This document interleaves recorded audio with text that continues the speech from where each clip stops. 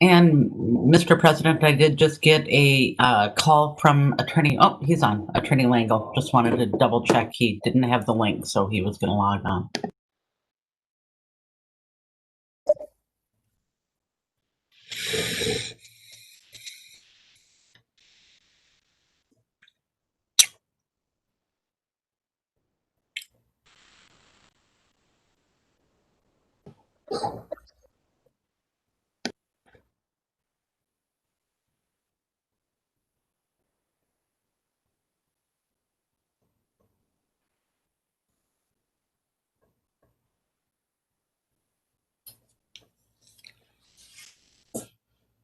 Okay, I see all 7 of us here, and it's 7:30 on August 17th. On a WebEx teleconference meeting call, and I will call to order the Brainerd City Council meeting, and we'll start with roll call. Lambert. Here. Stunek. Here. Pritchett. Here. Bevins. Bevins. Here. W. Erickson. Here. T. Erickson. Here. Johnson.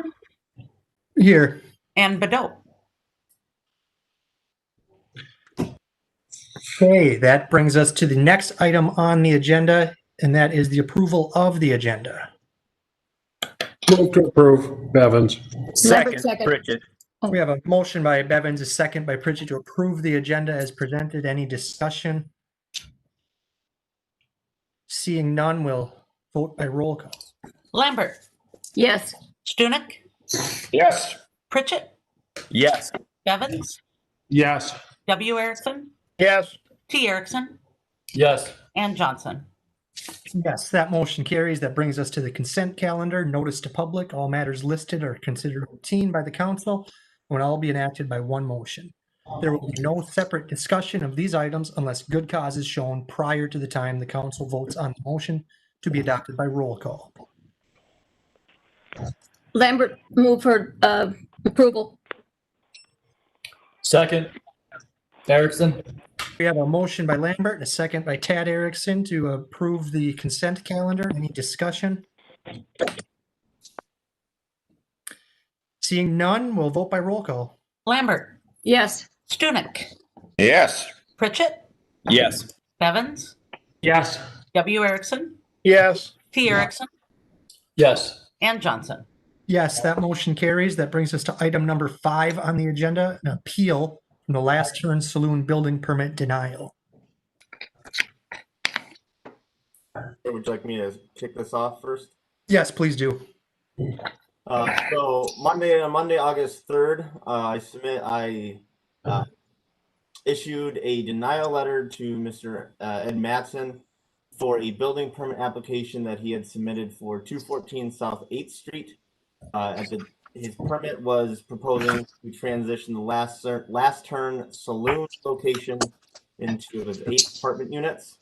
The reasoning behind my decision is that it was not in the transformation of the space into apartments is not supported by the zoning code. In the letter I attached a copy of my denial letter, goes into a little more detail.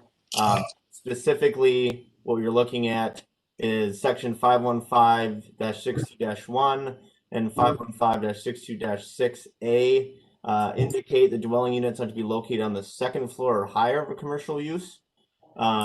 Additionally, when you look at the purpose and intent of the B3 district as stated in section 515-62-1, it states that the purpose of the B3 district is to encourage the continuation of a viable traditional area by allowing retail, service, office, and entertainment facilities and public and semi-public uses, as well as the allowance of second-story dwelling units located above such uses. Also, after conferring with the city attorney, looking at if the transition from that commercial use to a residential use would be allowed, it would effectively turn that building, Mr. Ed Madsen's building, into an apartment building, a full apartment building, as the second and third floor of that building are already apartments.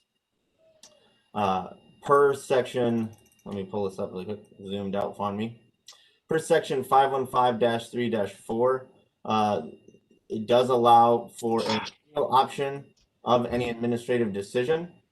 And on August 12th, a formal letter of appeal was received from Mr. Ed Mattson by Borden, Steinbauer, Kruger, and Knudsen law firm.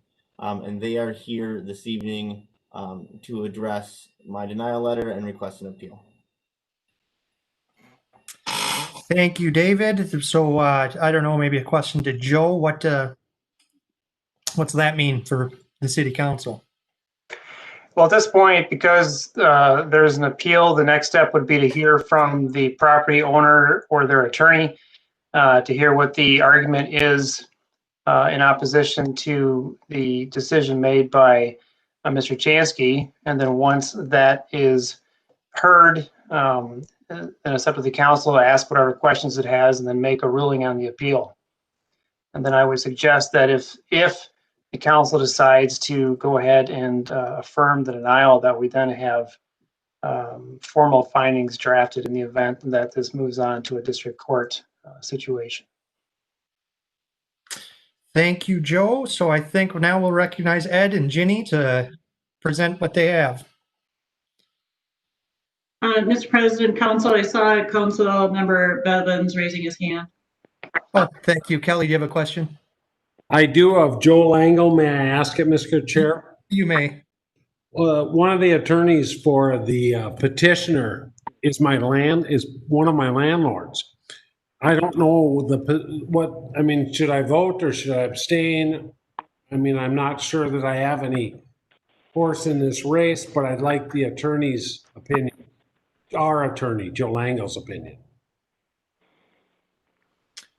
Yeah, Councilmember Bevins, and Mr. President, Council, I think under the circumstances that we don't have, that you don't have a sufficient conflict of interest there to warrant, unless you think that unless there's some evidence, there's no statutory conflict because there's no contracted issue. The only conflict would be one of common law, and there would have to be some indicia of bias at that point. So unless somebody's got, evidence of that you cannot provide a neutral vote on this matter, then I don't think that we have sufficient conflict to warrant you abstaining. I mean, you can if you like, but you don't have to, I guess is my point. Thank you. Thank you, Joe. Any other questions from council members of Joe or David? No? Okay, now we'll go over to Ginny and Ed. Thank you, Mr. President, Council. Virginia Knudsen here at the hearing with Ed Mattson, who is the CEO of Mattson Properties LLC. They are the owner and the applicant. Mr. Chansky did go through the application and properly described what Mr. Mattson wants to do. However, there are some concerns with how he has interpreted the ordinance, because there are, quite frankly, some ambiguities in the ordinance that warrant the council reversing the denial and granting the permit. When a zoning ordinance is to be construed by a decision maker such as the council, first of all, of course, we need to look at the plain and ordinary meaning of the terms. That's point number one. However, when we are trying to interpret the ordinance, the council must interpret it in favor of the property owner. So you have to give him the benefit of the doubt in your interpretation. And of course, the ordinance's underlying policy goals also help the council to understand, okay, what are we trying to do when we're applying this ordinance to this particular situation? Now, in this situation, Mr. Chansky did point to the different relevant parts of the ordinance, starting, of course, with the purpose and intent. But obviously, the allowance of, quote, second-story dwelling units is a little bit ambiguous, and quite frankly doesn't account for what actually happens downtown. There are third-story dwelling units within downtown, and in fact within the building, the subject building, that's the subject of this permit application. So obviously, what does that really mean? It really means that we want to preserve the first level, street level of the downtown for commercial purposes, to preserve a viable traditional downtown, but the ordinance also recognizes that there's going to be a variety of residential dwelling spaces within the downtown. It's not just going to be on the second story. There's going to be other stories that get utilized for residences. And tonight, the council is presented with a lower level dwelling spaces. Also, in this subject property, there's no, the unique part of it is there's no first level retail space. There's never been or I shouldn't say never, but in the last couple of decades, there hasn't been a storefront with this building. Maybe you have it in your packet, but if you can see, there's the familiar facade of the Last Turn Saloon building. The street front and even the alley side does not have a storefront. There's merely doors that allow you to go up or down on the street front or down on the alley side. So really, this ordinance doesn't particularly apply to this particular building. So we need to look at the overall intent, and we need to interpret it in favor of the property owner. That plain meaning should be construed in favor of Matson Properties. Because if we look at 515-62-6A, it does not say what happens if we're looking at a proposed lower level residential unit. It merely says that residential use or no residential use shall be located on the first floor. We don't have a first floor in this building. We have a lower level, we have a second story, we have a third story. And so we're looking at a situation where there's an ambiguity in the ordinance, and that needs to be construed in favor of Matson Properties. So the council knows too is by granting this permit, the council is going to really promote the purposes of this ordinance. Mr. Matson intends to move that beautiful bar from the lower level up to the new street front restaurant that he has renovated and updated with a really nice new kitchen. He's going to move all of the fixtures upstairs, the cool booths. I hope he doesn't bring the sticky, gross floor upstairs, but you know, who knows exactly. I haven't looked that deeply into the plans. But he wants to preserve that character of that space and wants to make a viable restaurant in the adjacent property. And of course, it's only common sense that COVID has been a huge impact on not only restaurants, which his facility is, but it's a bar. It's been patronized for many years as a watering hole for all kinds of people. And that has been his business has been dramatically impacted by the restrictions brought on by COVID. So turning it into residential space will allow him to continue an economically viable property. Not to mention the fact, and I don't need to tell the council about this, but the rental market in the Brainerd Lakes area it's come to a standstill, and there is a desperate need for affordable housing within our area and within our city. So because, you know, really the ordinance is vague because we're not putting a residential use on the first floor, the council should construe it in favor of Matson Properties and grant this building permit. We thank you for your time, and we certainly are happy to answer any questions. And perhaps my client might have some additional points to add to my presentation. Thank you. Hi, and thank you for hearing our position, I guess, on this. It took a lot of thought over the last couple of months about whether or not to do this. I feel like it's probably going to benefit the community as much as people that are looking for housing, you know, in Brainerd as well. But by moving the last turn upstairs to the main level, there's better access. A lot of our clients are getting older, just like me. And going up and down the stairs is somewhat difficult, for them. We noticed over the years that the same clientele we've had over the last 5 years has changed. And I feel that maybe by preserving that experience on a main floor would be beneficial and helpful to the community to keep it a viable downtown community. And also for me as a business owner, as Ginny, had noted, it's very tough out there. And we've got this fantastic space right next door that will be perfectly suited for moving the last turn completely upstairs. All the fixtures, we'll leave the floor down there, of course, but with all the fixtures and a full kitchen. And I think that by having more apartments, it'll, as a business owner, help me to make it too. So thank you for your consideration. Appreciate it. All right, thank you. Thank you both for coming here tonight. Do we have any council members with questions?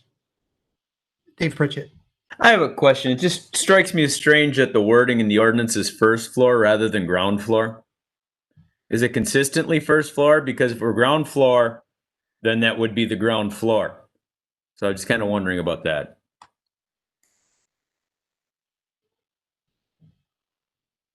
Dave or Alderman Pritchett, are you asking Ginny Knudsen or Joe Langle or? I'd say either whoever's most familiar with that ordinance. I mean, is it always referred to as first floor? Because that's the street level floor, whereas ground floor is the first, the first floor of the lowest floor in a building. And I'm wondering did they mean ground floor when they wrote it? And if they meant it, why didn't they put in ground floor instead of first floor? So it'd probably be more to Community Director Chansky if he's familiar with that. So I can, Mr. Chair. So this language is unique to the B3 district, as the B3 district is our downtown. And with that idea of mix of residential and commercial. So section 515-62-6A, which is the first item under conditional uses in the B3 district. It says residential and non-residential uses within one building, provided that, and then the first has two clauses. The first says residential and non-residential uses shall not be on the same floor, not a concern here, and no residential use shall be located on the first floor. So here you say it lists specifically first floor, and then in the purpose and intent, it talks about second story. So it seems to indicate not first floor. It doesn't really use the word ground floor. Does that answer your question, Alderman Pritchett? Yeah, it doesn't make it any easier to make the decision. It just seems like kind of a, poorly chosen word in the ordinance. So yeah. Okay, we'll go to Jan and then Kelly. I have a question, Mr. Chair. I'm looking at the plans here. Now it does say first floor plan on the schematics here. Are they saying that the base, what are they saying the first floor? For me, it's a lower level. It's not the first floor, and maybe I'm getting picky. But here they're saying it's the first floor on the plan on page, I don't know what page it is either. So is that just a misquote, misprint? So I don't think the attorney drafted that document. Oh, okay. Because I feel that it's the ground floor and not a first floor with that lower level. Community Development Director, you have a comment there? I was just going to say that that these plans were drafted by Mr. Mike England of Woodstaff. Oh, okay. Joe Langle.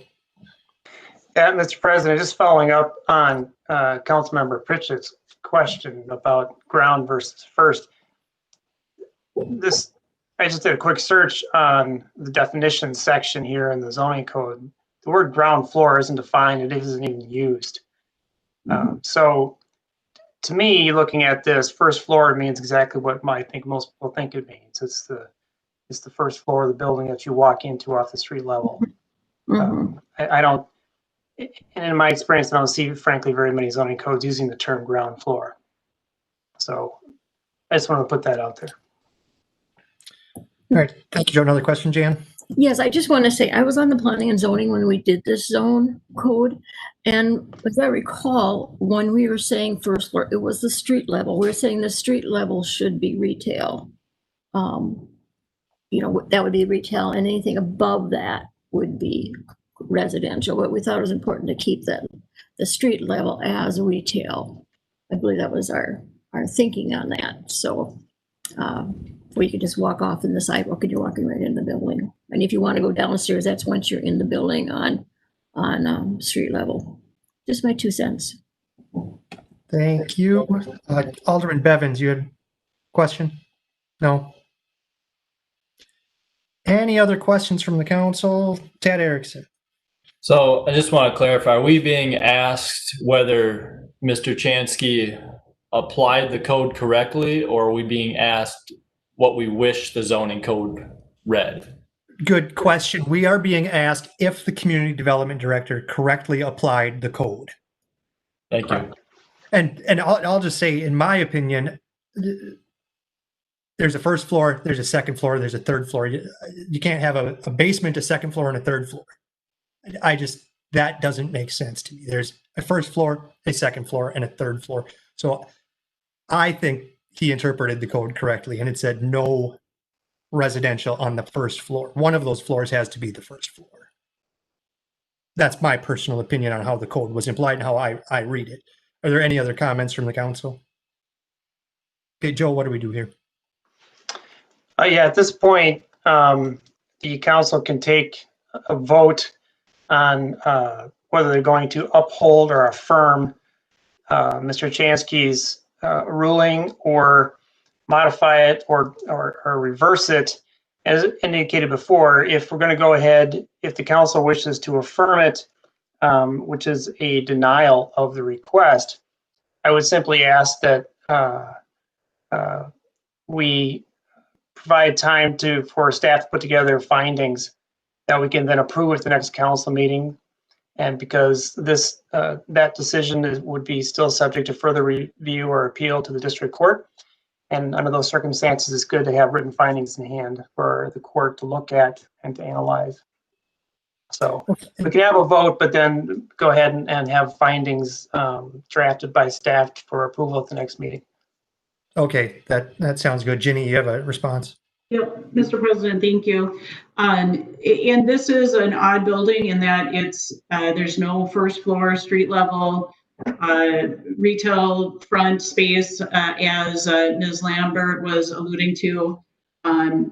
Instead, this wasn't spelled out particularly in the plans, but there is a first floor, street level office that is utilized, that has been utilized for years.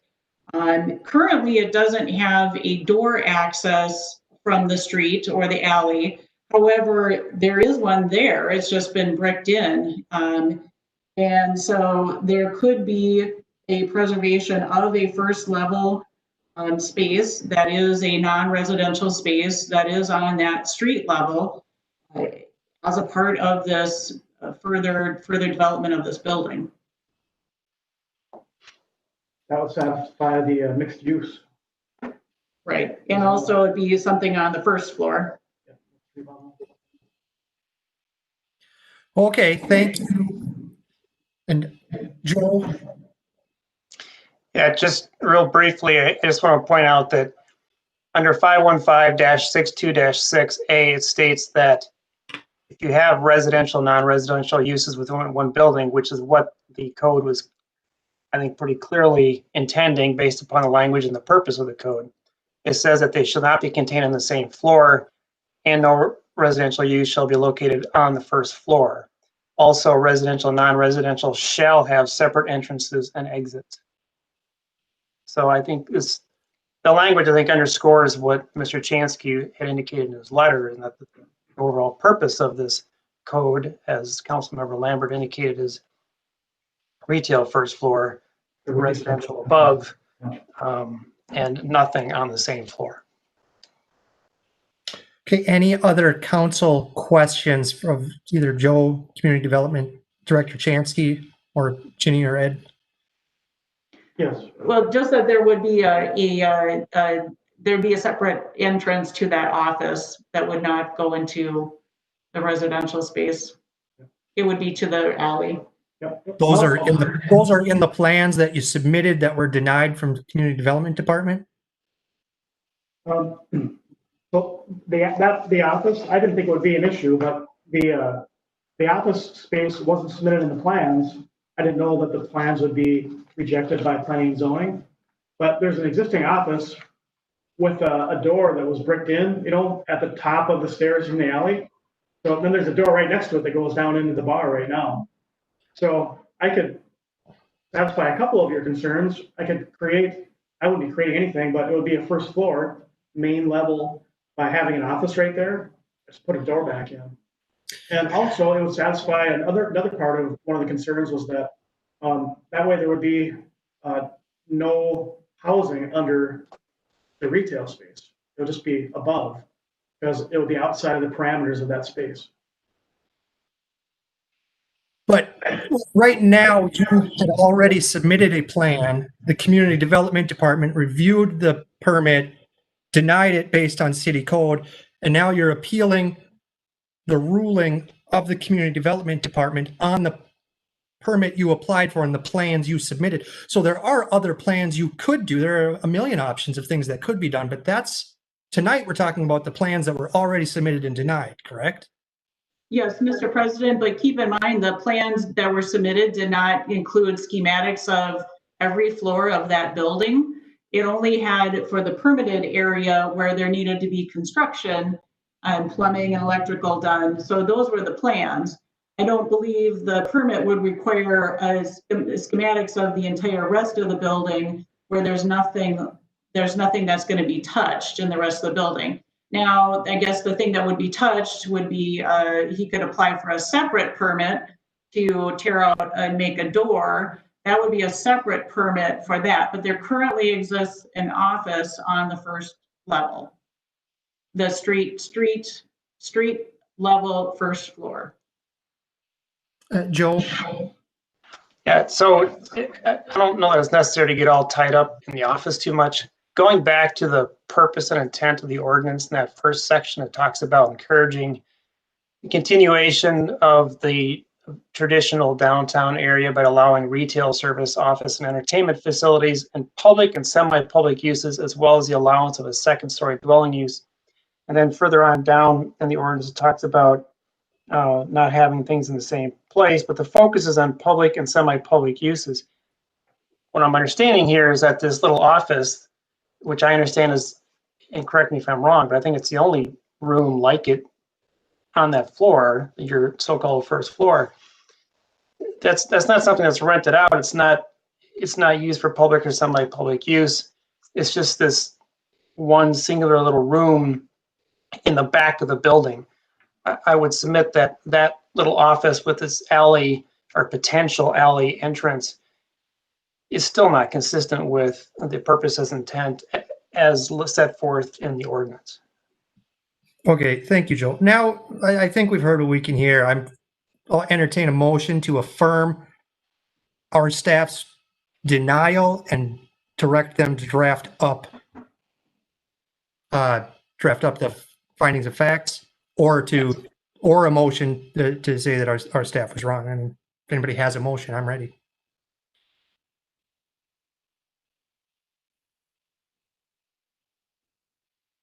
Mr. Chair, this is Lambert. Alderman Lambert. I would, excuse me, I would make a motion to approve the appeal based on the fact that as I said, that it's not a street level. It's lower, it's a ground floor, it's a below ground. And so I would make a motion to approve, or would it be approve the appeal? Affirm the appeal? Affirm the appeal, yes. Affirm the appeal. Affirm the decision, I should say, of Mr. Chansky. Oh, no, I think it should be, I think the permit should be approved. That's Okay, what I then wanna it's a reversal of Mr. Chansky's Okay. decision. Thank you. Then I would like to make a motion to reverse Mr. Chansky's opinion. There is a motion to reverse the Community Development Department and City Attorney's opinion. Is there a second?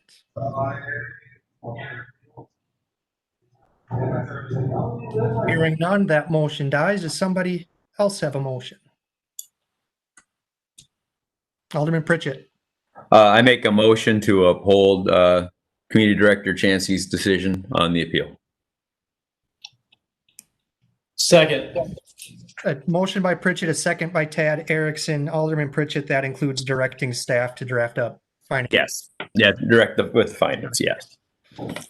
Okay, any discussion from council? Alderman Although Pritchett. I agree with Mr. Mattson and Ms. Knutson that it is confusing. I mean, when I look at that ordinance, I believe what it's meant is for that first floor of a building, the one that you can enter, the lowest floor to be kept as business and not as residential. So, you know, I think it's kind of it is vague, but the way I read it and the way I interpret it, that's how I see the ordinance. Thank you, Alderman Pritchett. Alderman Erickson. Yeah, I'll just add to, I mean, ultimately, I think David interpreted it correctly. Unfortunately, I wish it was written differently to allow them to make the changes that they want. I do think David interpreted it correctly. Yeah, and I support the motion. I think David interpreted it correctly. I do think that with the idea of the office there at the last turn, there could be a first floor street level component, but I don't know if that little office tucked in the corner currently meets that. But that's not what we're voting on. We're voting on it if David Chansky interpreted the policy, the ordinance as written. Any other comments from council? Hearing none, we'll vote by roll call. Lambert, No. Stunek, Yes. Pritchett, Yes. Bevan, Abstain. W. Erickson. Muted. You're muted. Wayne, could you unmute? W. Erickson, Yes. T. Erickson, Yes. Johnson. Yes, and that motion carries. That'll bring us to the next item on the agenda. Time. Thank you for coming in, Ginny and Ed. Thank you. I think there's a solution there. Okay, let's pull up my agenda over here. That was item number 5. This brings us to item number 6, a presentation from the Community Development Department giving us their mid-year report. Have at it. Thank you, Mr. Chair. I'll try to Director quickly. Chance. So first of all, just in the last one, Mr.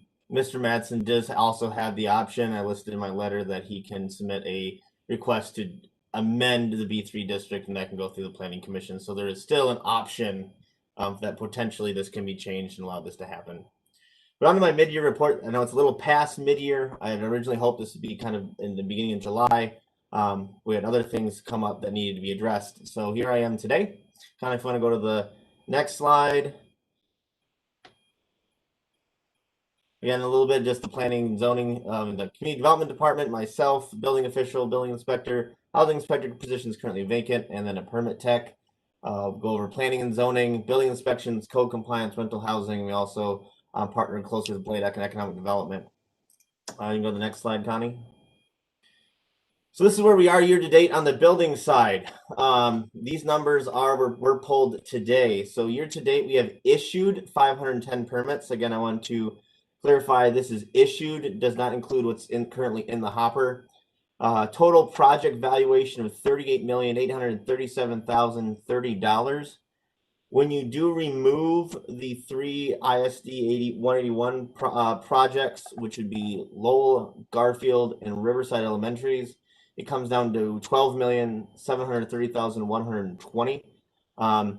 We're still only about 3/4 of the way through the building season. We still have a number of permits that we're still processing and projects upcoming. So I think David, we're actually, go ahead. Year to date, I'm sorry, what does the year to date go through? Is that through July? That is today. That is today. That is Okay. These numbers were pulled today. That is literally year to date. Thank you.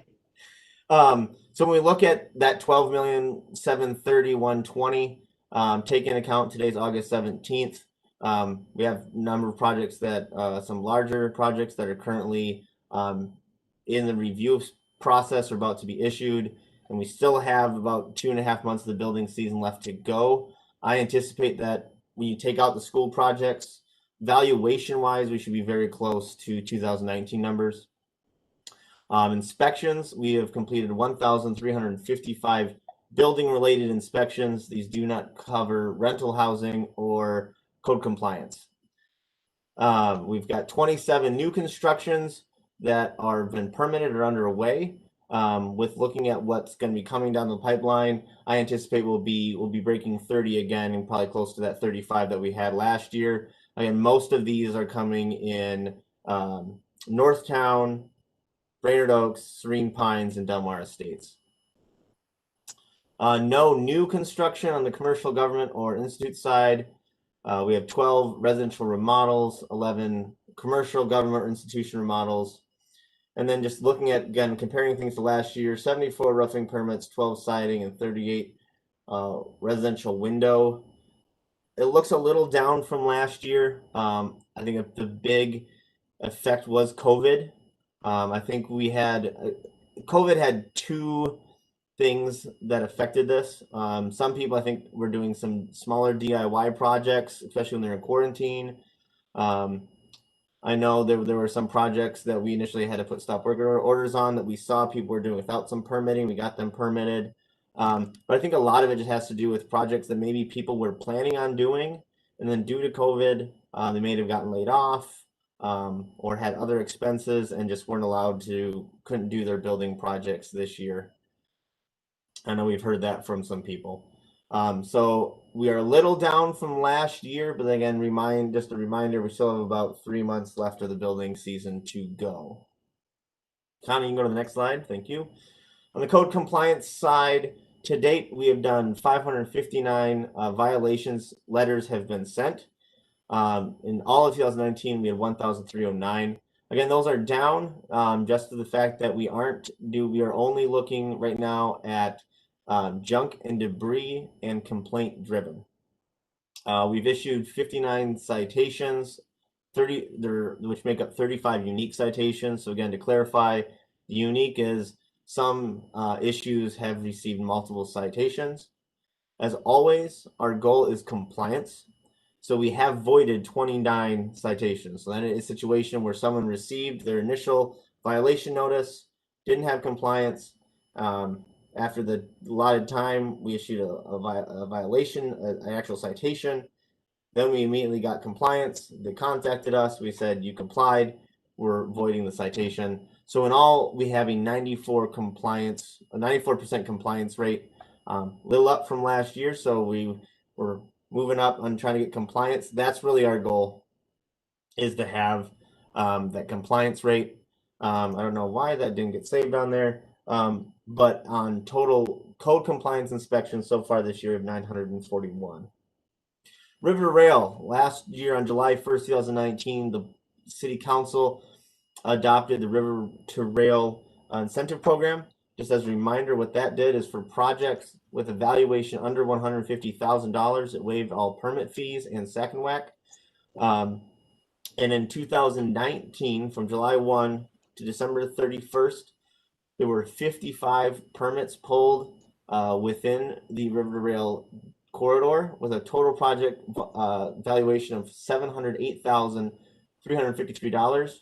We waived $33,439.24 in fees.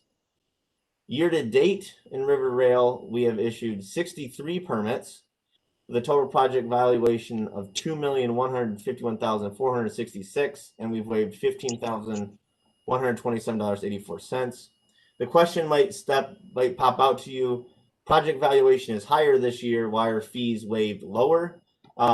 That's simply because we actually have a number of projects this year that are over the $150,000 threshold.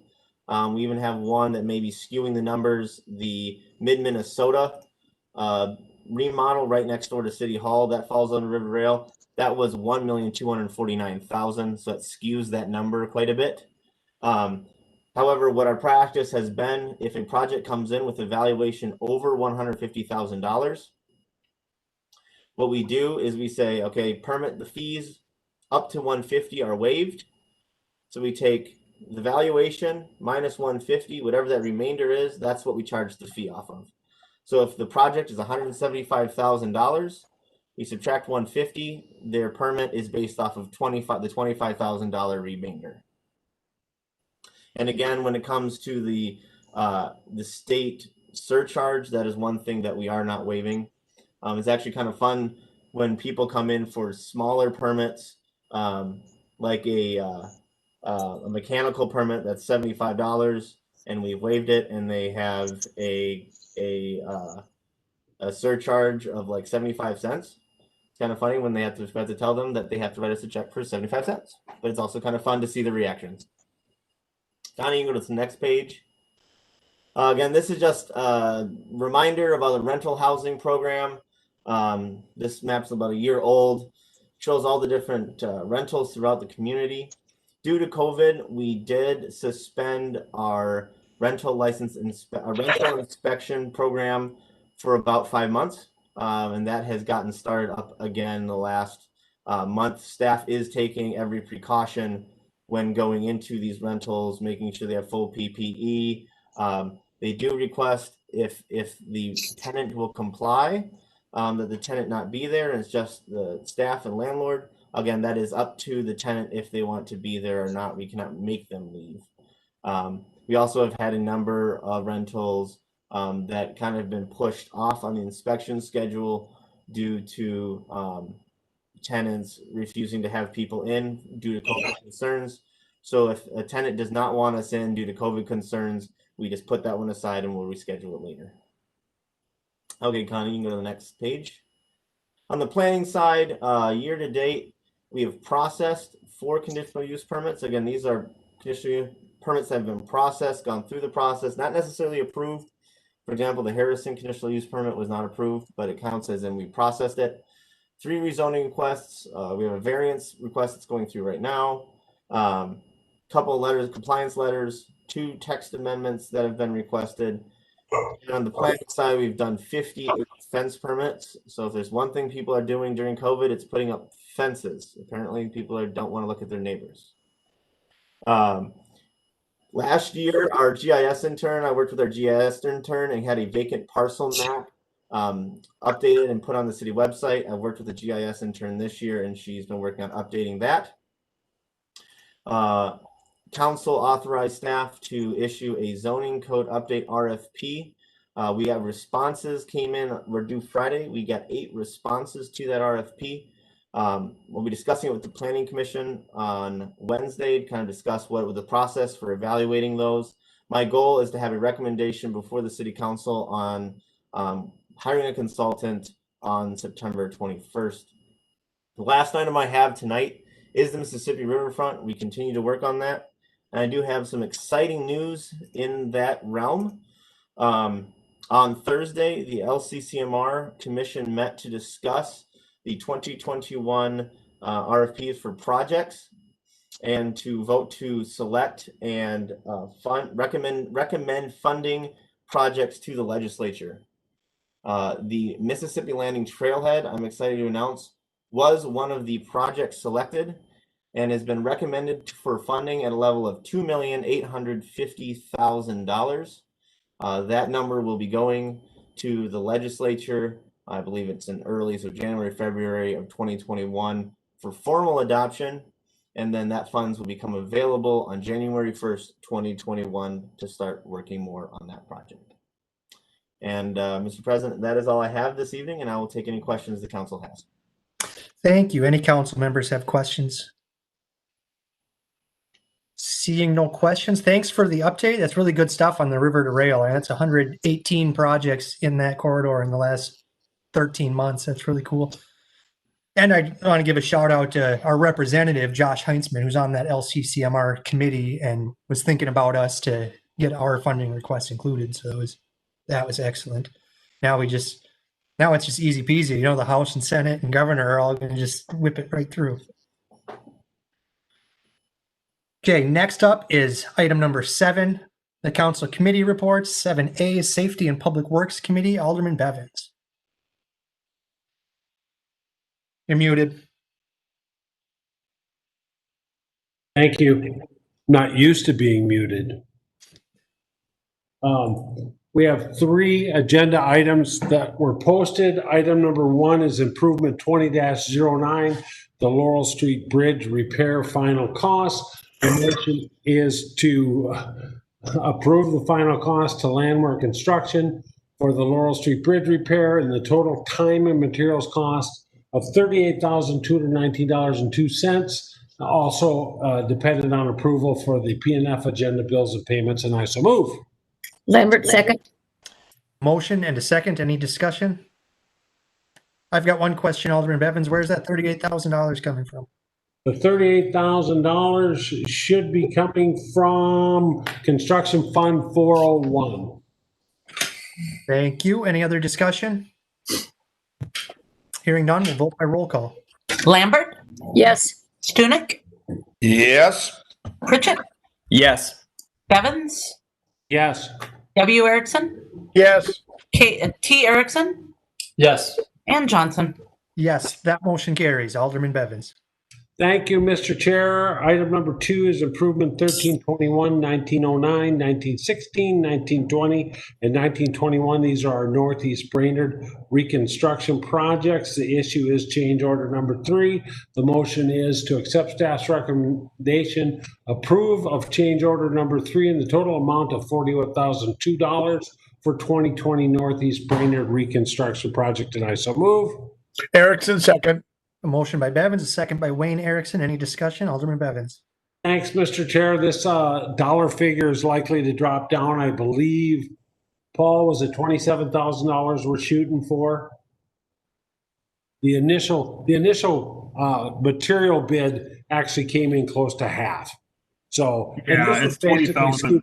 Yeah, 20,700, Alderman Bevins. 20,700 is what we're expecting, but the initial change order amount was expected to use a lot more material and didn't. Cool. Other discussion? Hearing none, we'll vote. Lambert, Yes. Stunek, Yes. Pritchett, Yes. Bevins, Yes. W. Erickson, Yes. T. Erickson, Yeah. and Johnson. Yes, that motion carries. Alderman Bevins. Thank you. Our final item is number 3, improvement 16-09 and 19-07. This should be hopefully the last of Buffalo Hills Lane and Mississippi Drive reconstruction. It's change order number 4 for some stormwater runoff pond reconstruction. And the motion is to accept staff's recommendation, approve the attached change order for these improvements in the total amount of $46,820.73 to funds to come from Construction Fund 401 and then reimbursed through Storm Sewer Fund 238, and I shall move. Lambert, second. A motion by Bevins, a second by Lambert. Any discussion? Seeing none, we'll vote by roll call. Lambert, Yes. Stunek, Yes. Pritchett, Yes. Pritchett, Yes. Bevins, Yes. W. Erickson, Yes. T. Erickson, Yes. and Johnson. Yes, that motion carries. Thank you, Mr. Chair. End of report. Thank you, Alderman Bevins. That brings us to subpoint B, Personnel and Finance Committee. Alderman Pritchett. All right, we have 8 items and we'll get rolling on right away. First item is bills and payments to contractors, and motion out of committee is to approve, and I so move. Second, Stunek. We have a motion by Pritchett, a second by Stunek to approve the bills. Any discussion? Seeing none, we'll vote by roll call. Lambert, Yes. Stunek, Yes. Pritchett, Yes. Bevins, Yes. W. Erickson, Yes. T. Erickson, Yes. and Johnson.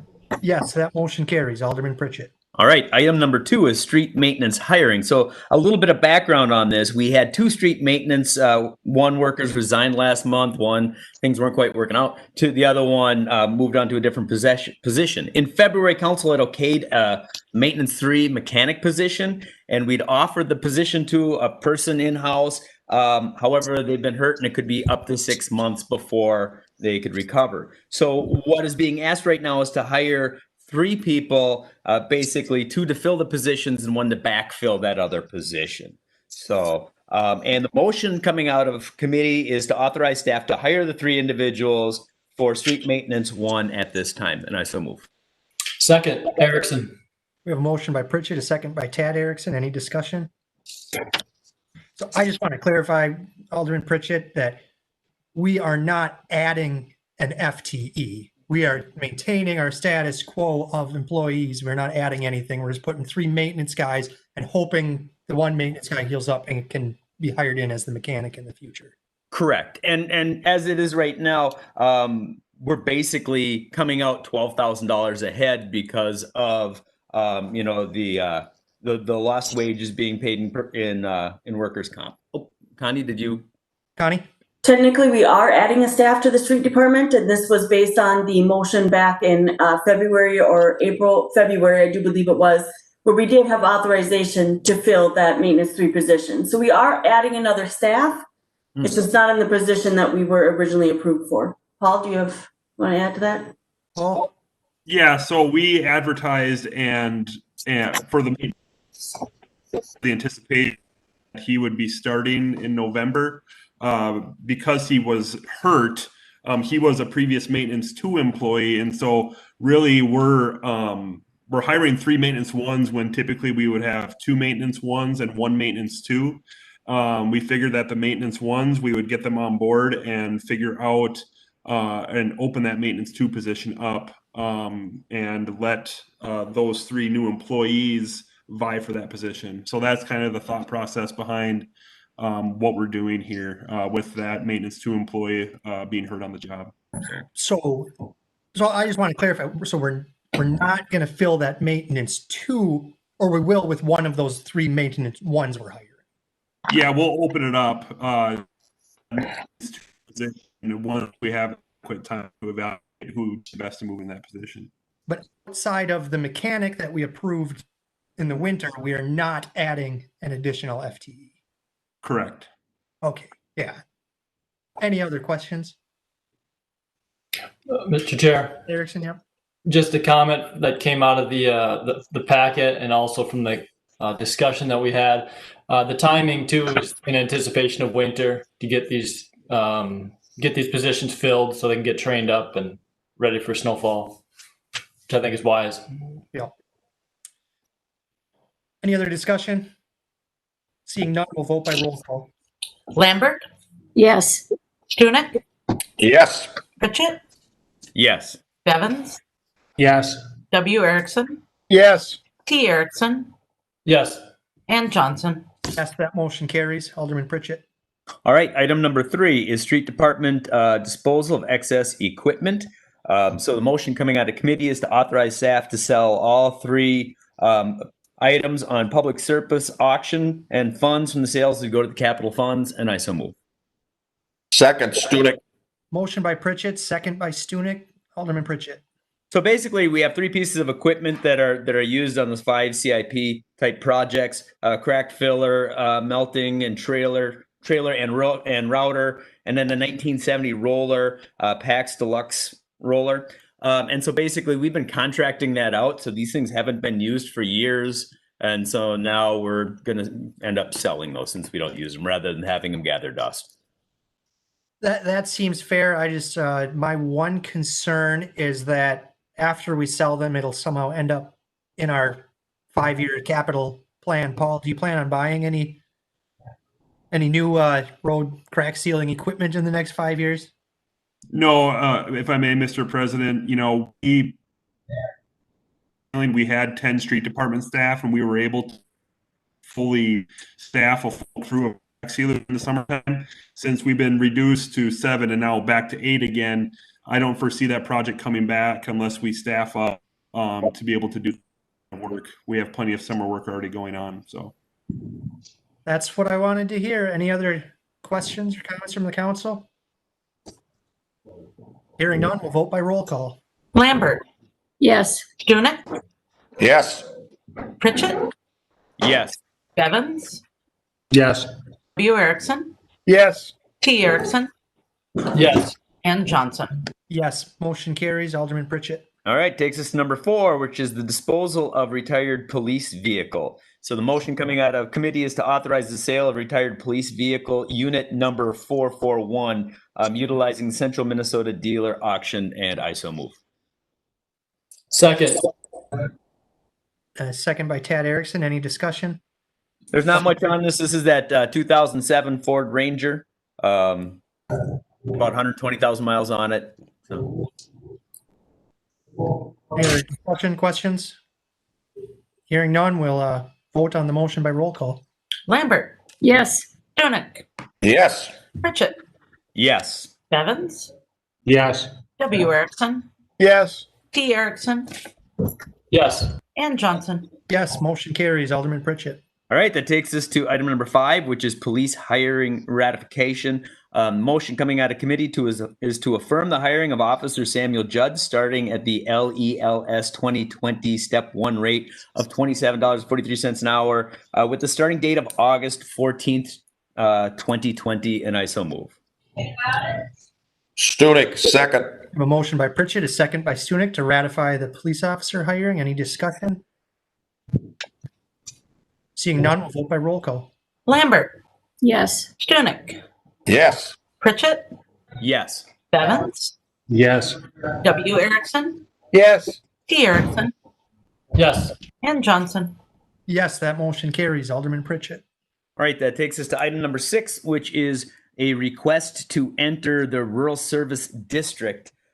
So basically, the motion coming out of committee is twofold. It's to add the property at PID 413300756 to the Rural Service District and to direct planning and zoning to re-examine the Rural Service District ordinances to see if it still serves the city and its citizens. And I so move. Second. We have a motion by Pritchett, a second by Erickson. Alderman Pritchett. So we had quite a bit of discussion on this. Mr. Greg Jedlensky, who lives at 9089 Delmar, he has 2 pieces of property. One is in the Rural Service District, the other is not. The area that is not getting city sewer or water, and he's being taxed right now at a urban service district rate. And so if he ever signs up for city sewer and water, it would automatically change back. But we just kind of thought that it seems to us that the purpose for the Rural Service District was to encourage annexation, people to ask for annexation. We haven't had many annexations in that area in the last few years, so we thought it might be prudent to re-examine the policy to see if it's still serving a purpose for Brainerd.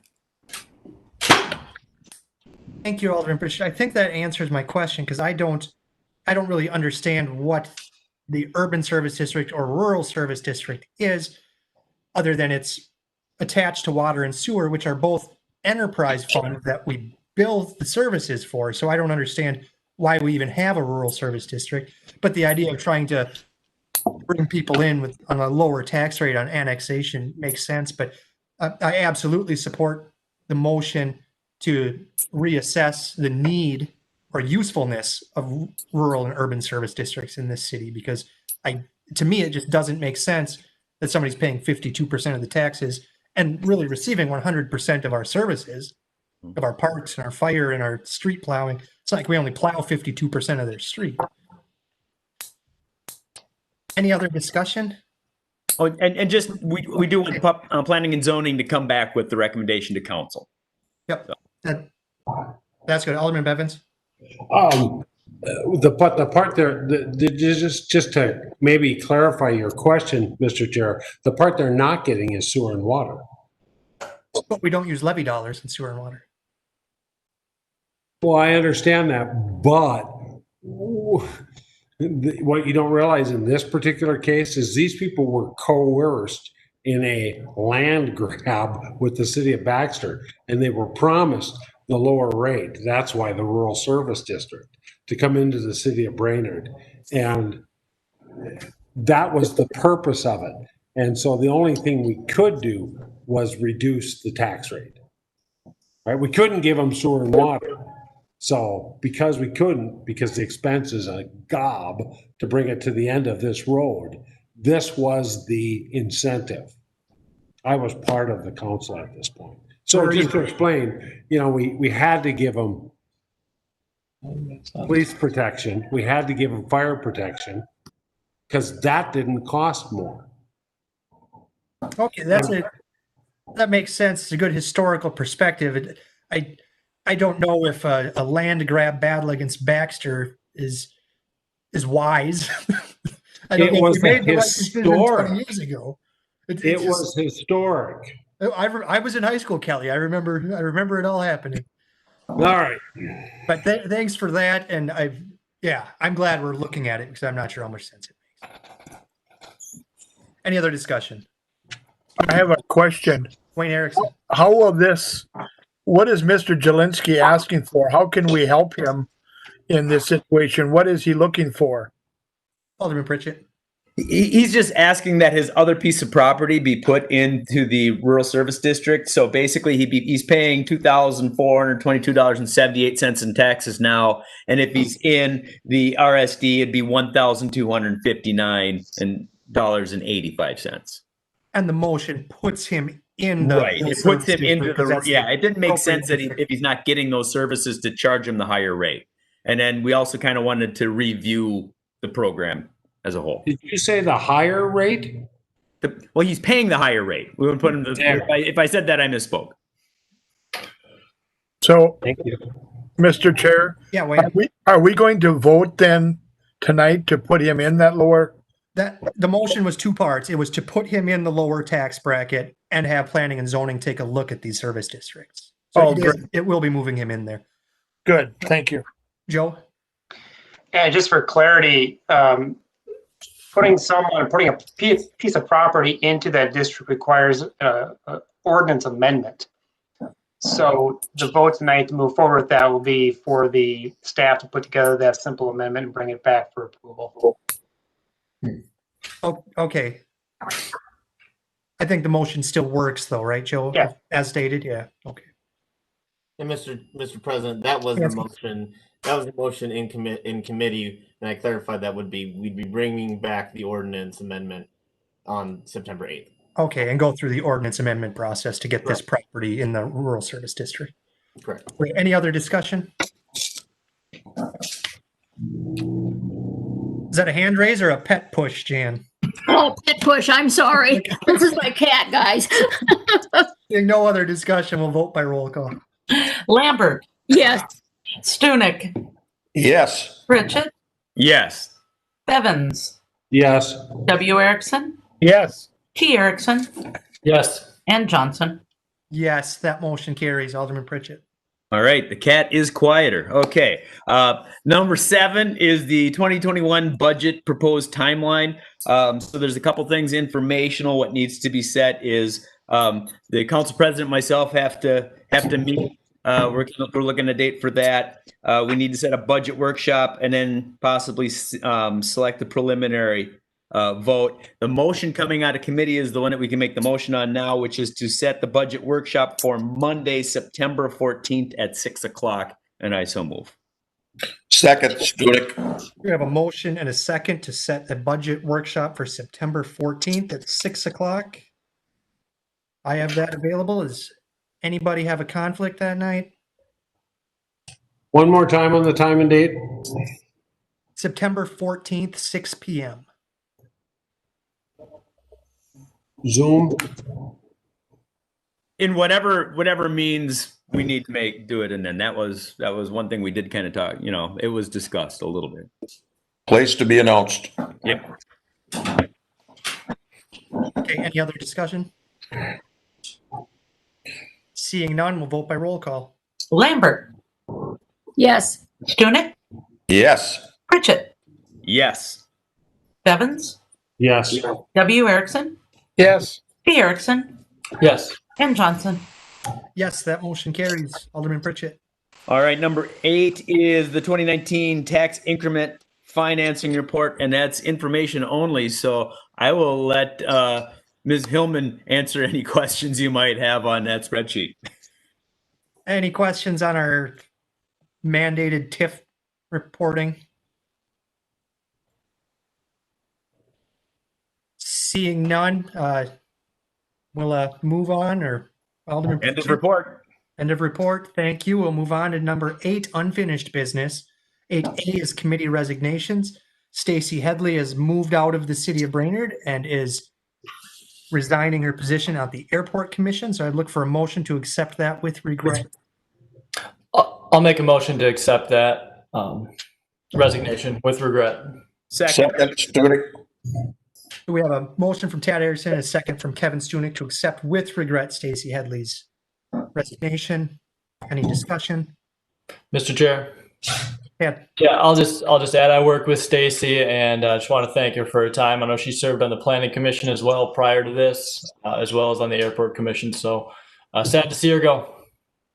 I'll second that. I know Stacy a little bit, and she was a good active citizen who was engaged with the city, and was my brother's neighbor for a number of years and was a good neighbor too. Sad to see her go. Any other discussion?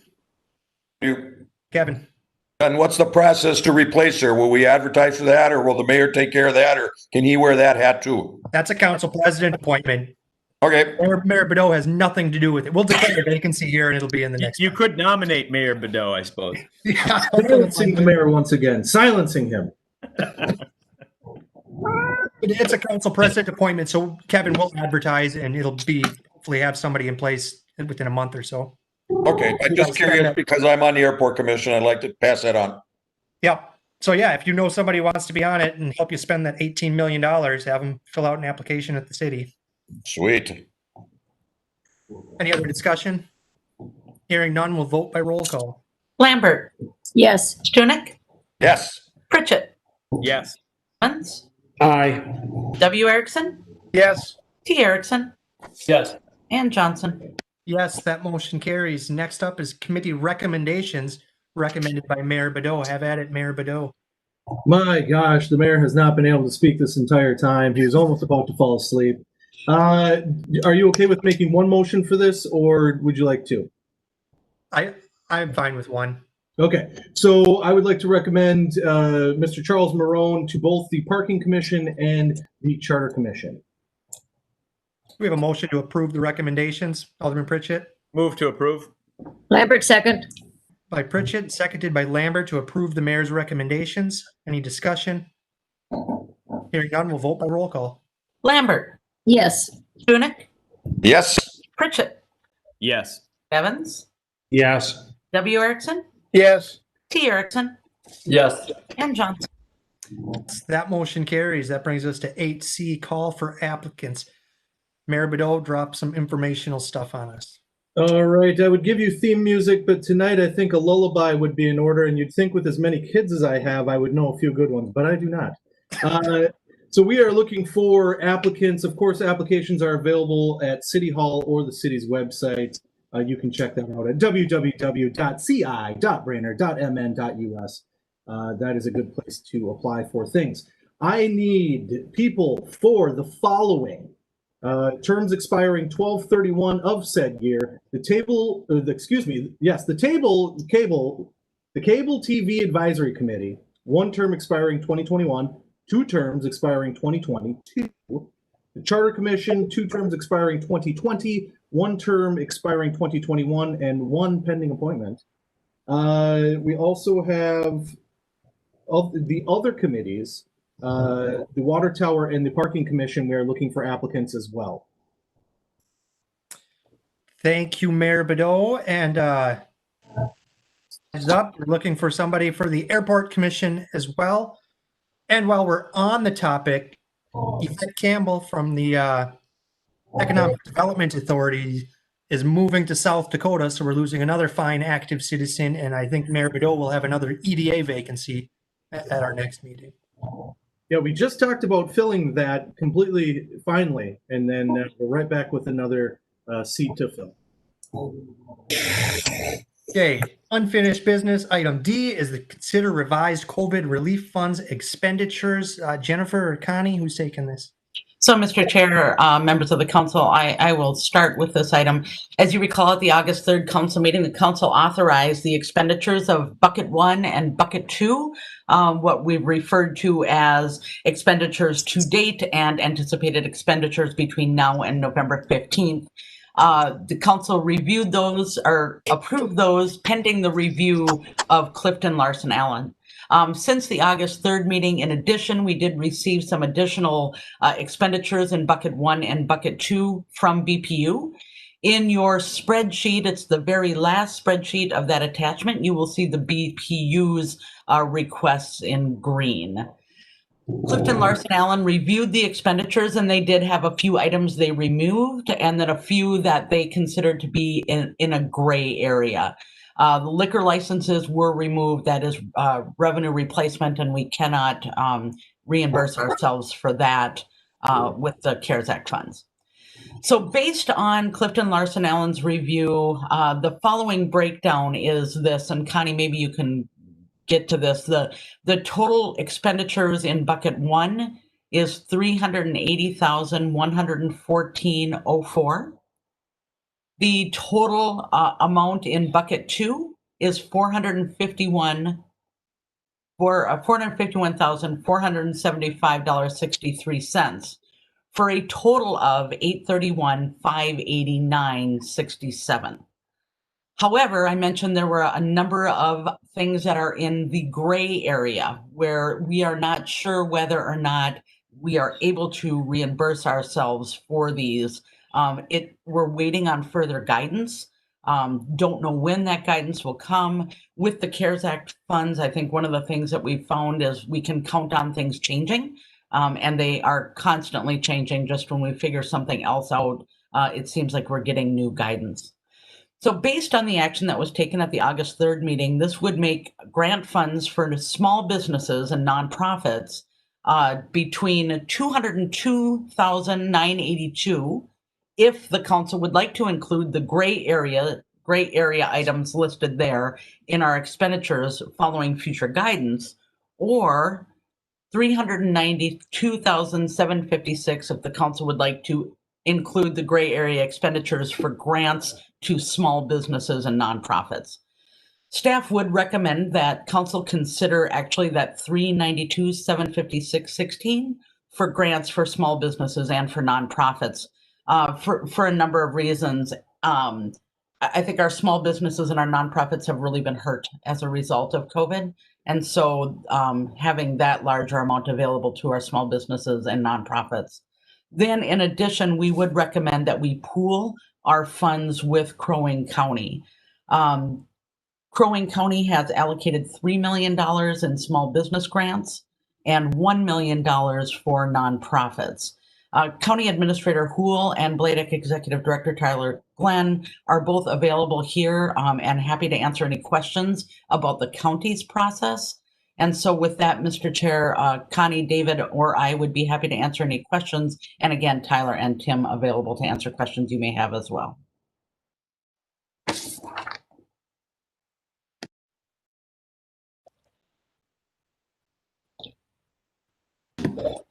You're muted, Gabe. Thank you, Tad.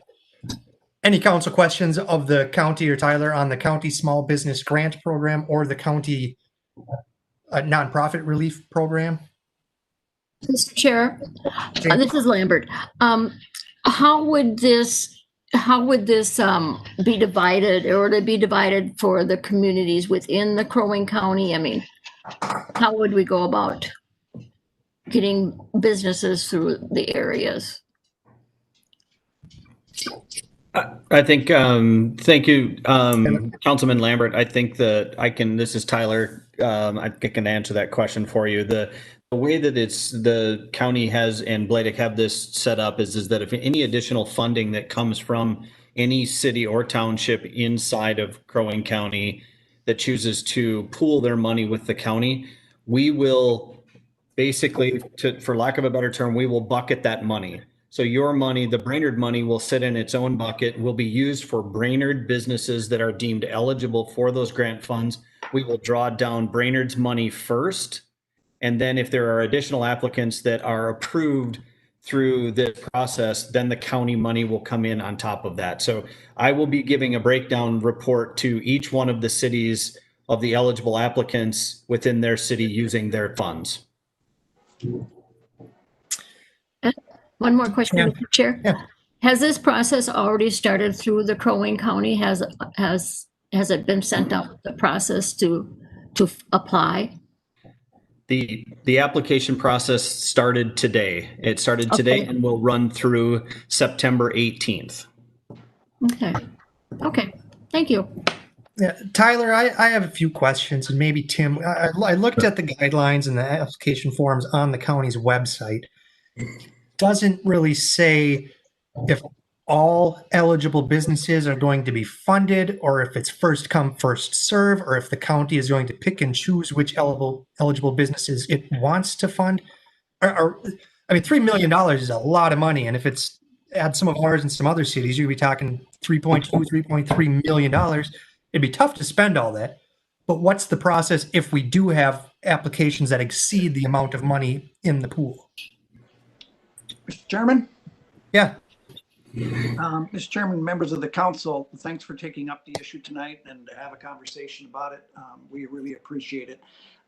We do not want to do a first come, first serve, because that in our mind, that was just to create a bum's rush. And we wanted to be more thoughtful about that. So we're going to accept any and all applications through September 18th. And then look at how much money we have from the various cities, townships. We're going to still be recruiting additional contributions from other cities and townships all the way up through September 18th. And you are probably aware, if you don't spend the CARES Act funds by November 15th, then they come to Crow Wing County anyway. So we're just trying to make this pool bigger. And at the end, I don't know, Mr. President, if I'm on the same page with you about how much. I know 3 million is a lot of money. There's no question about that. And I agree with you about that. But when I think about the economic devastation that occurred in our community with restaurants and bars and all the different things that were closed, I think it's Tyler who has quoted to me before in the past that about 26% of our businesses were closed. And so the economic activity associated with that volume of business closure, I doubt we're going to touch it with 3 million. Right. Well, yeah, we absolutely won't fill the gap of lost, but but my understanding is it's a $10,000 maximum per business, right? That's correct. And if we got to the point where all the grant applications were fully funded and there were still some funds left over, well, that'd be a nice problem to have. And I think what we would have to reconsider then is maybe we should up the employee threshold from 50 to 75 or something of that sort. We don't really anticipate that as a problem, but if we did have that problem, I guess that would be one we'd welcome. Yeah, that would be a good. So what you're anticipating is that you're going to get in excess of $3 million of applications. So you're not going to do first come, first serve. What is the decision-making process look like on who does get a grant and who does not get a grant? Well, I think probably the fairest thing is going to be to proportion it out. So just to make the math easy, if we had $10 and we got $5 in applications, everyone's going to get half of what, or twice as much as what they wanted. The reverse is what I really mean. If they had $10 in applications and $5 in resources, everyone's going to get half as much. So you intend on every eligible business who applies to get funded at some level? As long as they meet the eligibility criteria, yes. It is Okay. possible that if they don't meet the eligibility criteria, that they would get no funding at all. Okay, and is the nonprofit grant program working in the same way? Very similarly, we're really only asking certain cities throughout the county whether they want to make their CARES Act contribution between the for-profit pool and the nonprofit pool. The reality is, if you're out in Bay Lake Township, they don't have a whole lot of nonprofits. So that's probably more of an issue for the larger cities, and certainly the city of Brainerd probably has the most nonprofits of all. Okay, thank you. any other council questions of the program that staff is recommending we contribute to and join on? Seeing, well, Mayor Bedell. Yeah, I gotta talk at some point tonight. I appreciate this, and I really think that it's good that we're all trying to be a part of this and all be something that is combined. Because really, I preach it all the time that we are one community. I was a little disconcerted with the way it was presented, in that it is, if you do, then money will be allowed. If you don't, then money will not be allowed. That to me was a little disconcerting, and that email actually made me kind of upset. I'll say that right now. I'm glad that we're talking about it. I still have some concerns about who's making the decisions, about who will and will not be selected, what the criteria is.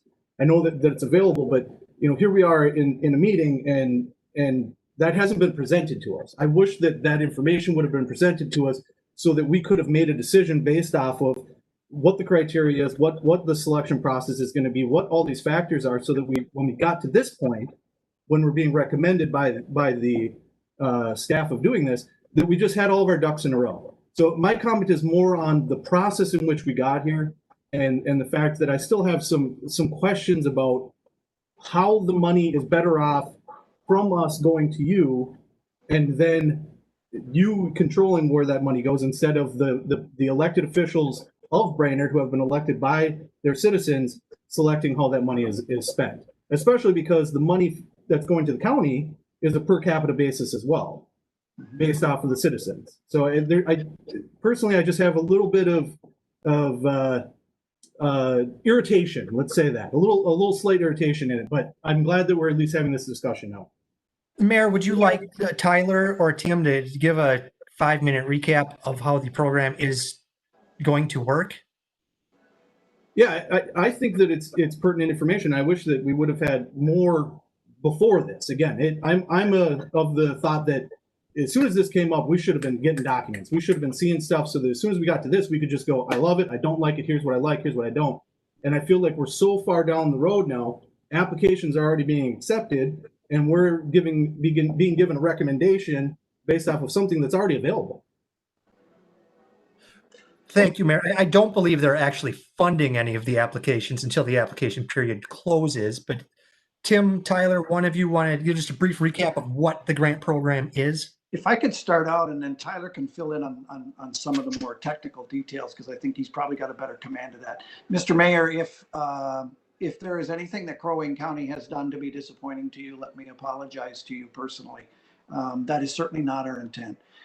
What we are trying to strike is a very difficult balance here between trying to make sure that between the actions of the city or township and Crow Wing County, both of whom got CARES Act dollars, that the combined actions of the two is not unduly enriching a business within one community versus the other, and is not unduly penalizing a business in one community versus the other.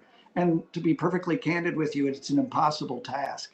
Some of the jurisdictions have COVID expenses that, like Brainerd, that you need to subtract in order to just make yourselves whole. There's townships that don't have any COVID expenses, and they'll throw their entire contribution into the pool. They have not as good an advantage.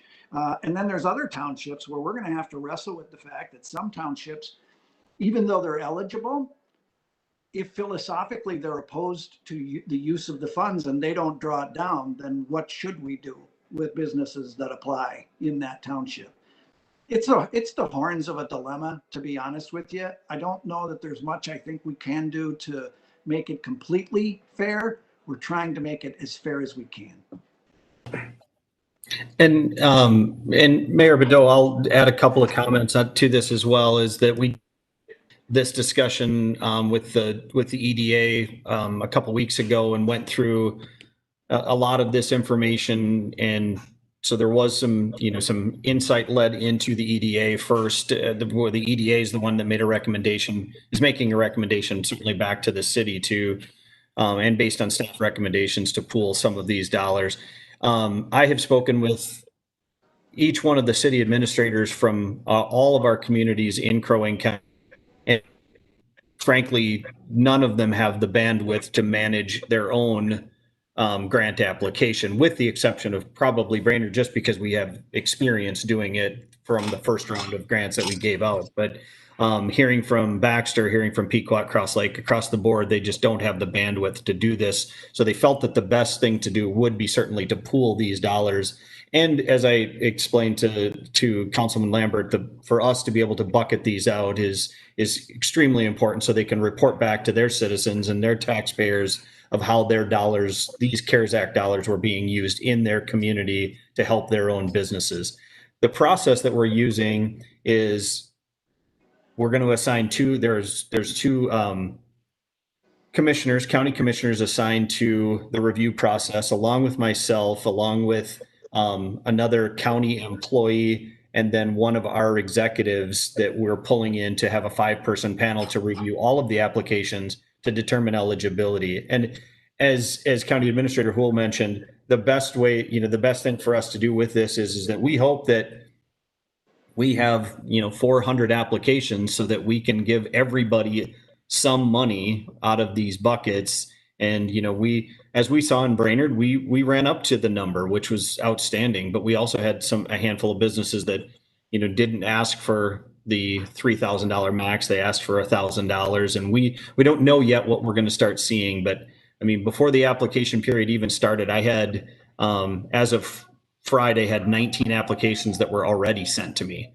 So people are seeing this, they're understanding this, and we're certainly getting into this. But the combined effort we hope is the best way to go down this path. And we've had numerous discussions with city staff on how to march through this. And we just hope we pick the best path. And we are running up against timing, and we just wanted to get this out as soon as we possibly could, and hope that the other communities would enter into that agreement and pool their money and make the best use of the resources as we possibly can.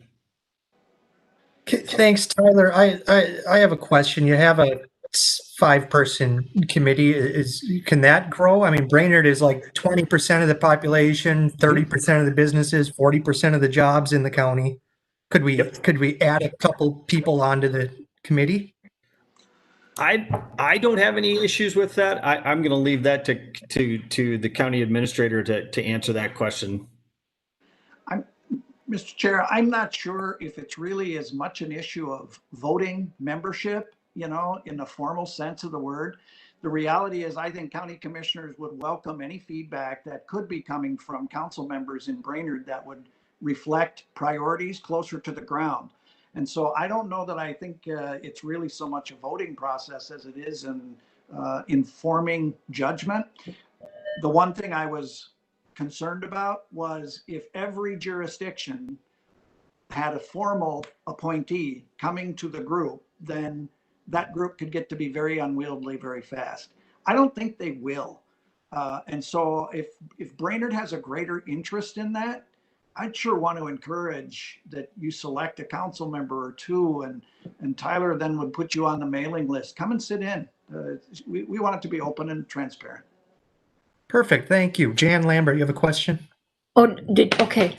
I guess my question basically is, as city council members, how are we going to have anything to tell somebody if they question the decision?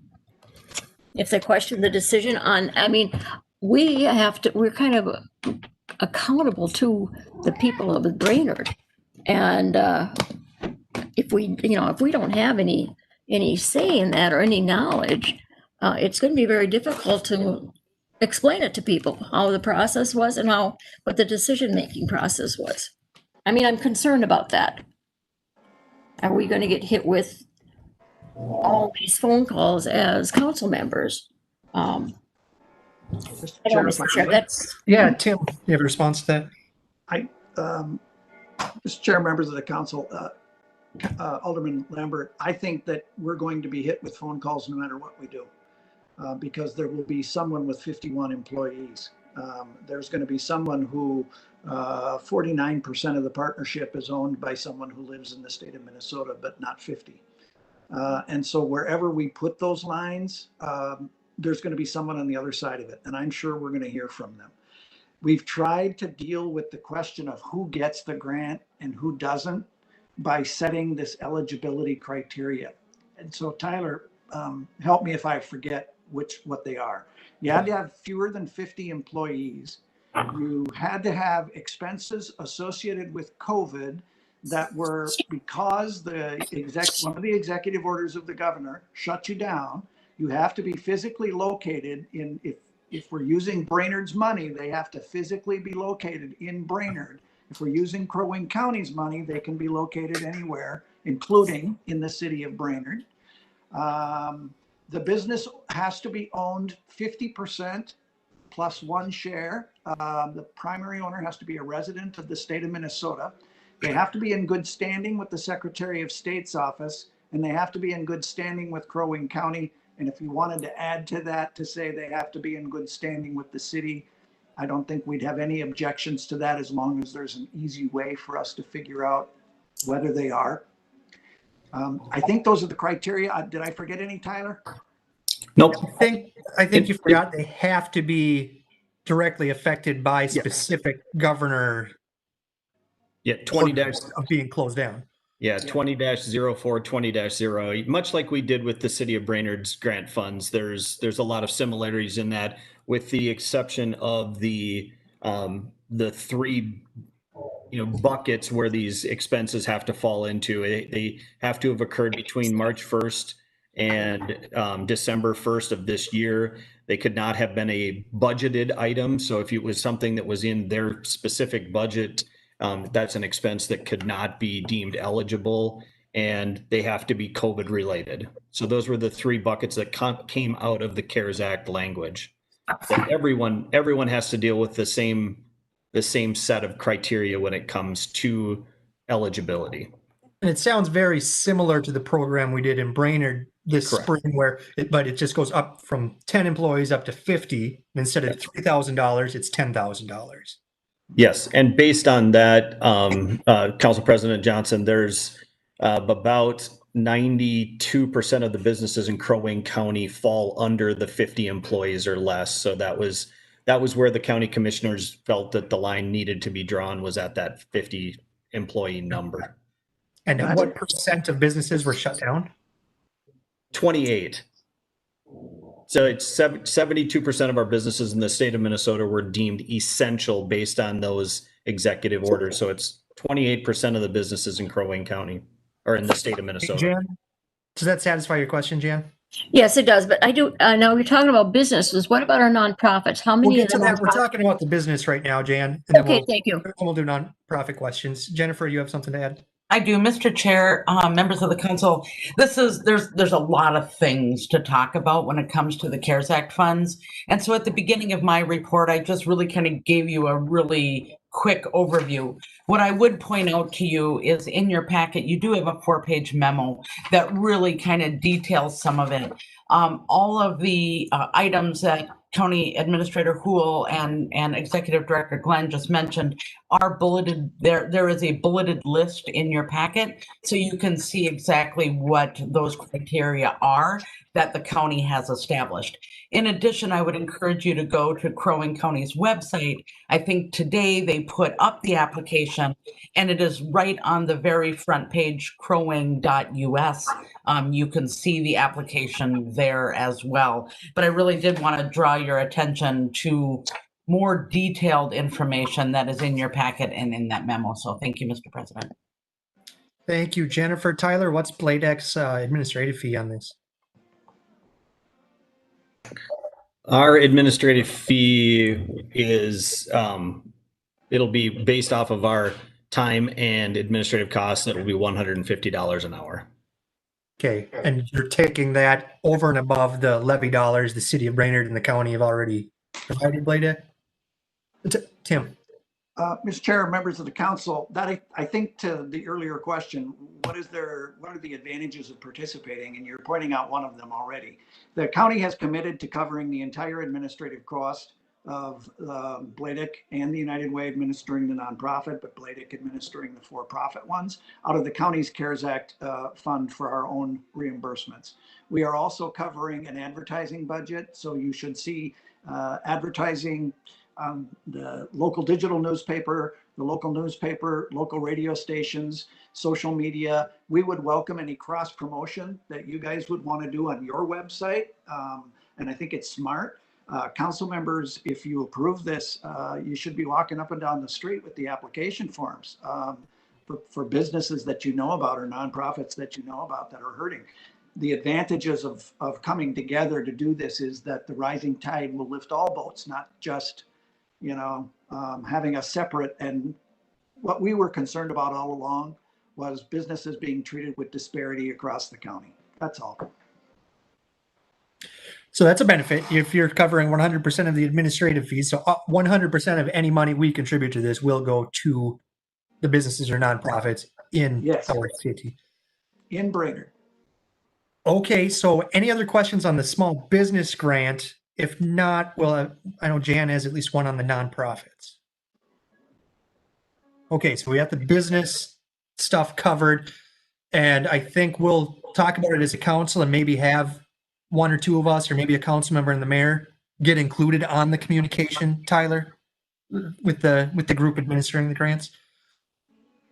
Jan, what's your question? But my question was, have we heard or do we know any percentage of the nonprofits that were severely affected by COVID-19?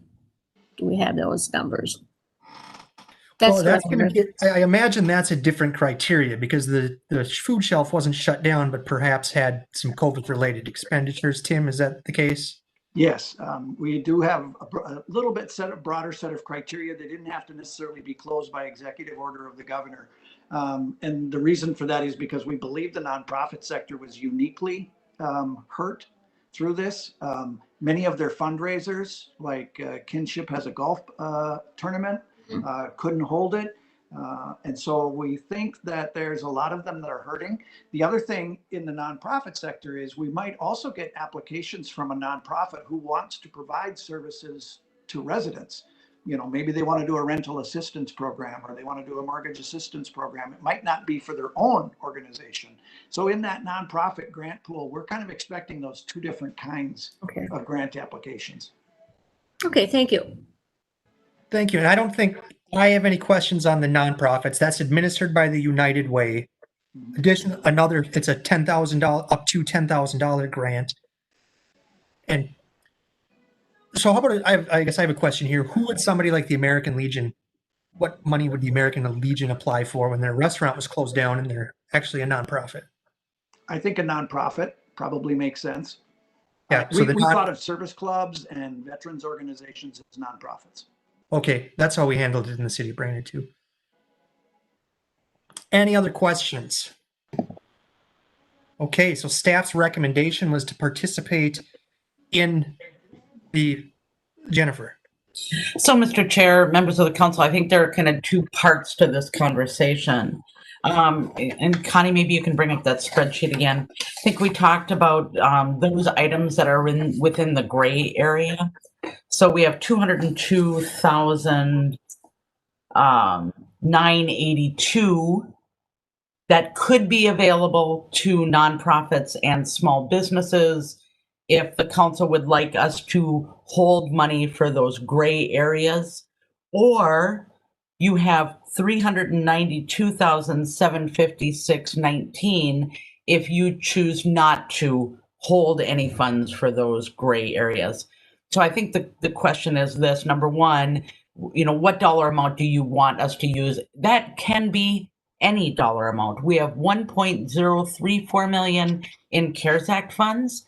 The council may decide you want to use more, but we kind of did our best to figure out what was eligible. But these are just our best guess in what we're looking at, what the cost is and what can be reimbursed under the CARES Act funds. So I have a question, Jennifer. Sure. In these gray area, these are the expenditures I questioned last time, and we don't have clear guidance on it.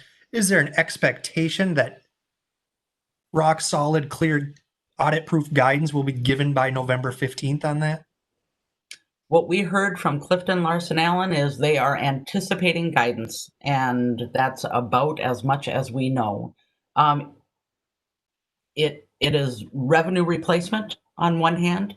It is job duties that were significantly different on the other hand. Again, I think staff, Connie, go ahead. Connie might have more clarification than me. Well, I just think in the memo, we listed why staff included it when, in both of our rounds. There was a League of Minnesota Cities question that frequently asked questions that can payments be used to cover increased administrative leave costs of employees who could not telework in the event the stay-at-home order was put in place.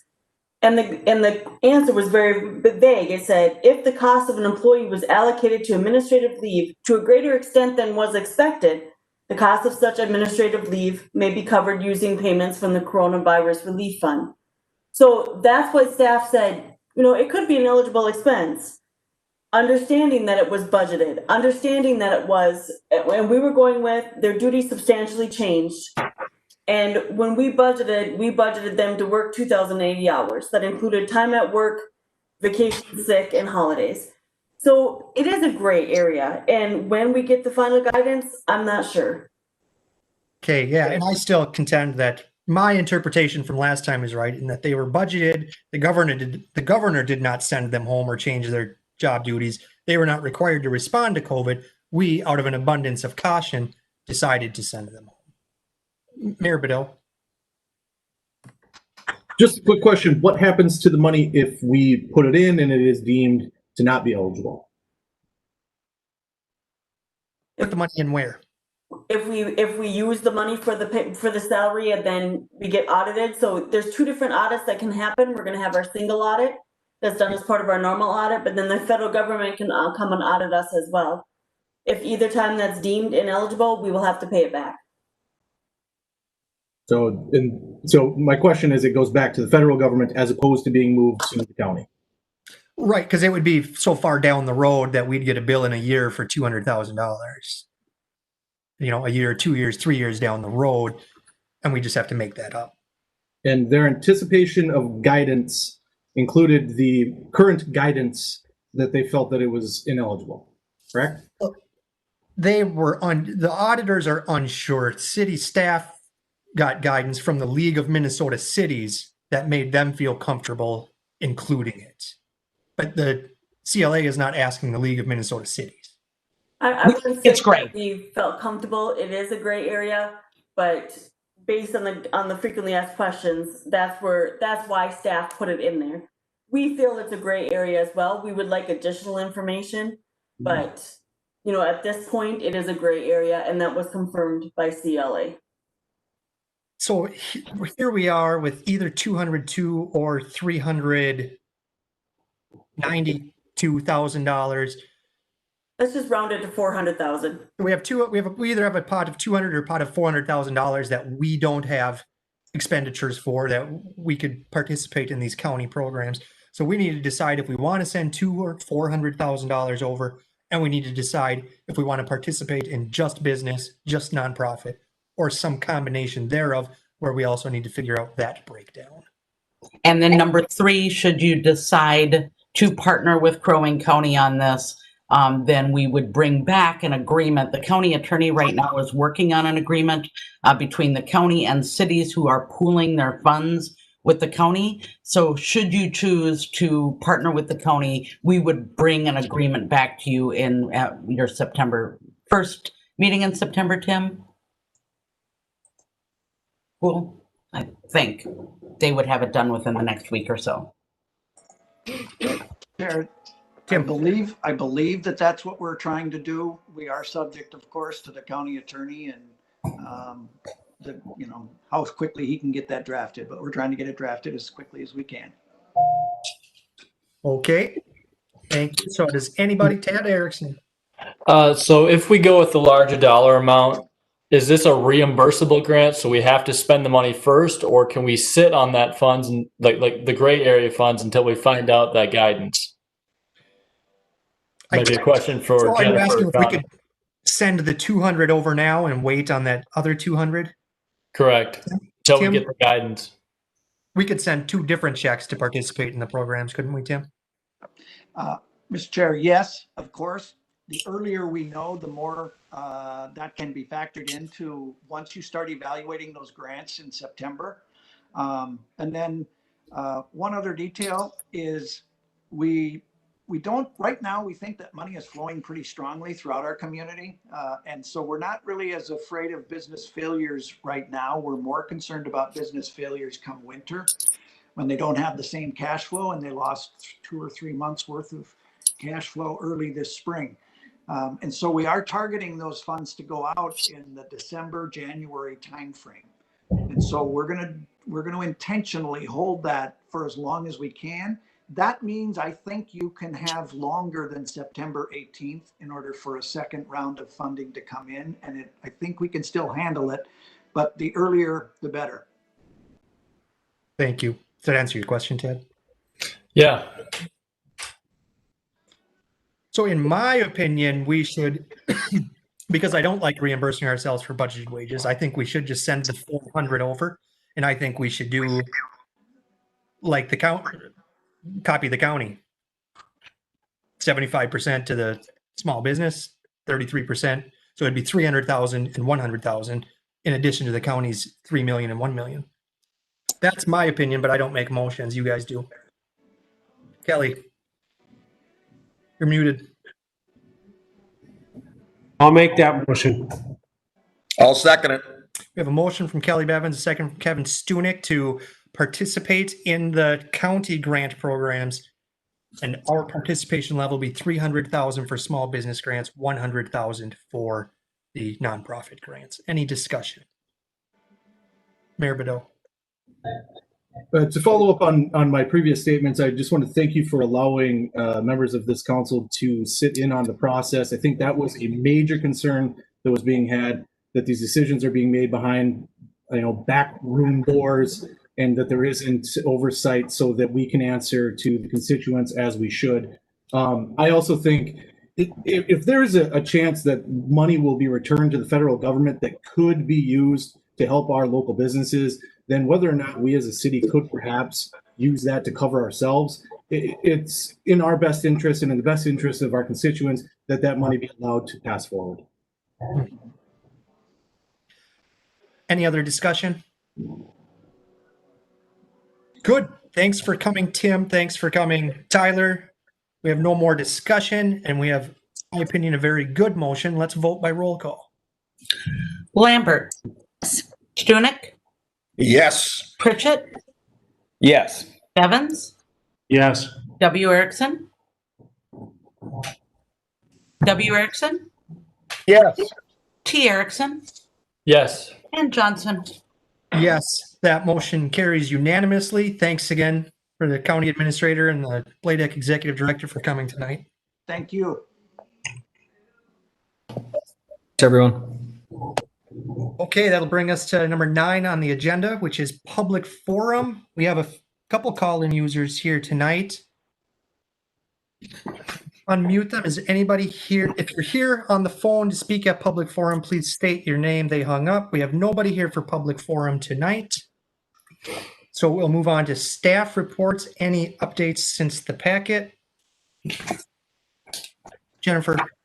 Yep, Mr. Chair, members of the council, just want to let you know I did send you an email that we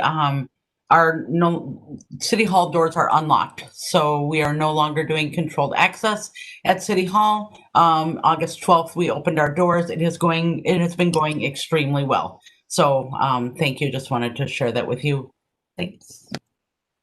Thank you. That's good news. Any other staff reports updated since the packet came out? Seeing none. We'll go to the mayor's report. Oh my gosh, you're going to let me speak this time. But you want to know what? I have nothing. Oh, my gosh. It sounds like a Halloween haunted house. Harry Potter theme. Oh, there you go. There we go. Okay. Well, I do not have any magic to bestow upon you. That's the best mayor report you've ever given. Next up is council member reports. We'll start with Tad Erickson. Nothing to report. Thank you. Okay, then we'll go to Jan Lambert. Dave Pritchett. Enjoy the beautiful weather while you can. That's it. Alderman Stunek, I'm going to follow suit. I have nothing. Kelly Bevins. Thanks, Mr. Chair. Just that the senior center's been putting on the concerts in the parks Thursday nights. They start at 7 o'clock. They've been well attended. A lot of people wearing masks, not everybody, but the music's been great for everybody. So I recommend that. If you're looking for something fun to do, bring the kids. Right at Gregory Park Band Shell, Thursdays at 7. Are you going to sing? For the right price, I'll sing naked. Don't bring the children. We have policies against that. That's the pay to not see it. I'm going to bring a mask for my eyes. Wayne Erickson. I have nothing. Thank you. Okay, and then I have one thing. The HRA has a new executive director. His name is Eric Charpentier.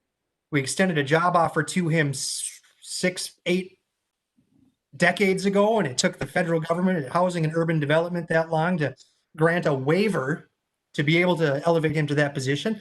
But the waiver was finally granted. Eric Charpentier is starting at the HRA in a couple weeks, and he's getting married this week. So big news for him, and we're really excited over at the HRA because Eric is a very competent leader, and we're excited to see what he can do with the HRA. And that's all I have, and I'm looking for a motion to adjourn to an in-person meeting with the Crow Wing County Board of Commissioners, Brainerd City Council, and the Evergreen Board on August 26th, 2020 at 4 p.m. So move. Second. A motion by Erickson, second by Erickson. Any discussion? Hearing none, we'll vote by roll call. Lambert.